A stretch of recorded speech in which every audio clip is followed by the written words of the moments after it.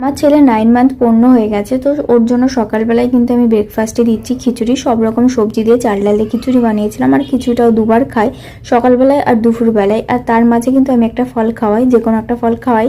আর এখন তো গরম, সেই জন্য কিন্তু আমি লেবুটাই দিই। এই 12টা নাগাদ লেবুটা দিই। সকালবেলায় 9টা-10টার মধ্যে ও ব্রেকফাস্ট করে নেয়, তারপরে কিন্তু 2টোর দিকে আবারও লাঞ্চ করে।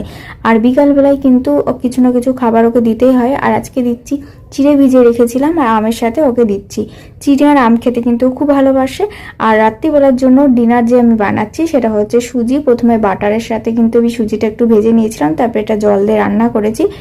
আর জল দিয়ে কিছুক্ষণ রান্না করার পর ঠান্ডা হয়ে গেলে কিন্তু আমি কলার সাথে মিক্সার করে ওকে খাওয়াচ্ছি। আর এই রাতের খাবারটা ও 9টা থেকে 9:30টার মধ্যেই খেয়ে নেয়। আর প্রতিদিন কিন্তু ওকে সেম খাবার খাওয়ানো হয় না, তাহলে কিন্তু কারোরই ভালো লাগে না খেতে, বড়দেরই ভালো লাগে না, ছোটদের কেমন করে ভালো লাগবে। তো সেই জন্য এক একদিন এক এক রকম খাবার খাওয়ানো হয়।